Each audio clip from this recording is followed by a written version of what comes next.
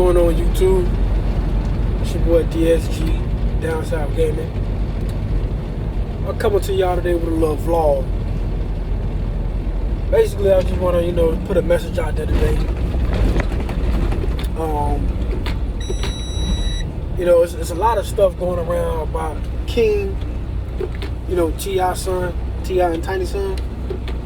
There's a little video surfaced around about him right now because of the way he handles himself, right? But I want to speak to that for a second. King has basically been saying for a while now,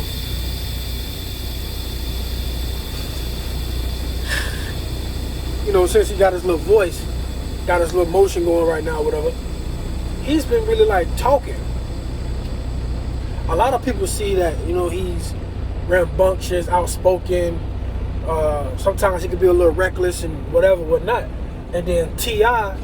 would, as a father, protect his son's image by having his back and, as a father's supposed to do. He probably chastised his son behind closed doors or whatever, but to the public's eyes, he gon' have his son back or whatever. What I've been noticing though about King is the way he's carrying himself. He doesn't really care for his mother and father too much. I know he love them. Let me not, put that the respect factor for them is not at a high value like you would think. Because he's coming out saying when the show, the Harrises, whatever, that whole little situation, he said he was at his grandma's house and he only went to his mom and dad's house when they did the little show, when they shot episodes. Then it was back to his grandma's house. So a lot of people got this misconception that from his point of view, they saying he was, raised with a silver spoon in his mouth and da-da-da-da. But from his perspective is, I was at my nana house all them years, over there in the hood, wherever she may stay, the west side, wherever she may stay. He still has that hood mentality, but to the world, his mom and his dad, so everybody thinks he grew up with a silver spoon in his mouth. But from his perspective is, he didn't live that life. He didn't live that glamorous life that people are assuming. So it looks reckless on his behalf,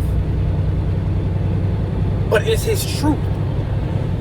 The way he carries himself, his outbursts, and this is just my opinion of it, because I'm that way. I'm very boisterous. I speak my mind.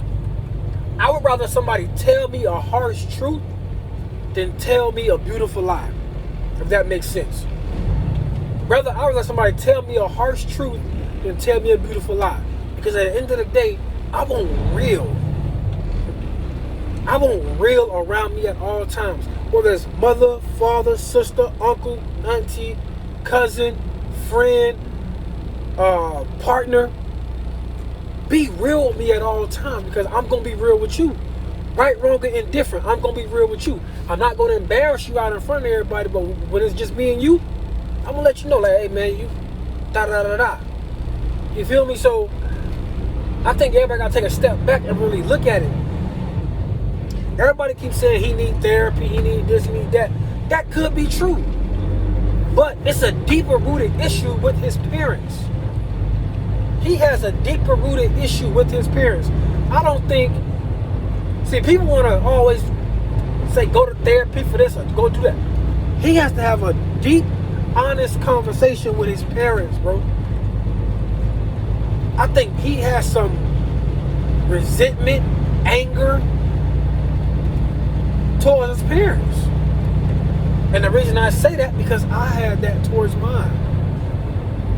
I felt these same ways towards mine. You know what I'm saying? Both my parents grew up on drugs, whatever. And I live with my grandma. My grandma raised me and my sister. I was the only boy in the house.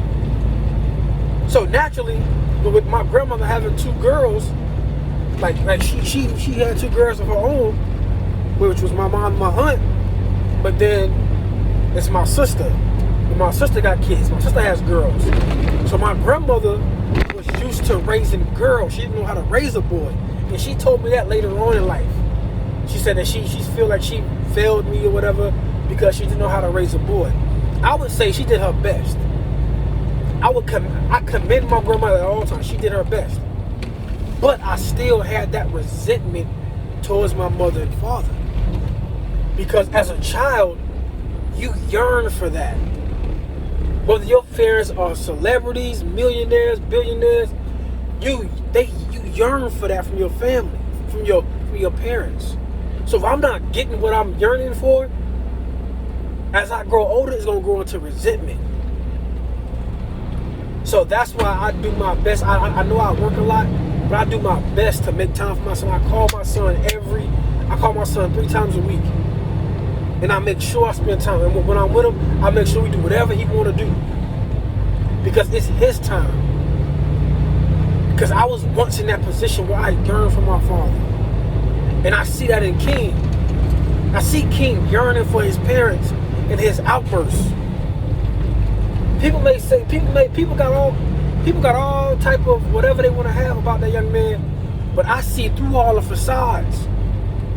He got a deeper rooted problem with his parents that they're going to have to figure out.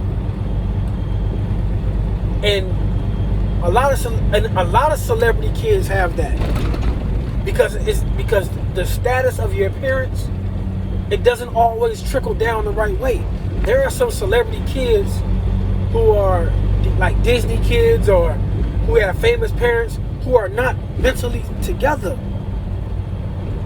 because their childhood wasn't what it was supposed to be in their eyes. And now that they're older, they're realizing certain things and they developing these feelings and emotions. So don't be so quick to throw the first stone and say you know what this kid is going through or what he even needs. Because to me, he's yearning for his parents, and his parents are just looking at the surface and saying, you doing this, you doing that. They thinking, I gave you a good life. But did you give me a good parent? You might have gave me everything I wanted financially, materialistically. Did you give me what I needed emotionally? Did you give me what I needed parental wise? These are the things you gotta ask yourself when you buying your kids designer clothes and chains and getting their teeth, gold teeth and earrings and all. You doing all this stuff for your kids. You think that's what they want. You think that's what a child wants. A child wants your time. A child wants your ear. The clothes, the shoes, the jewelry, all that is cool. Expensive cars, expensive vacations, all that is cool. All that's doing is stroking your own ego. That's stroking your ego to say, I can provide this for my child. You stroking your own ego. What are you really doing for that child? And when that child grows up and begins to lash out, begins to have these emotions, begins to say all these wild, rambunctious things, then it comes back on you as a parent. And then people start looking at you, well, damn, did I raise them right? But in your mind, I gave him everything I didn't have.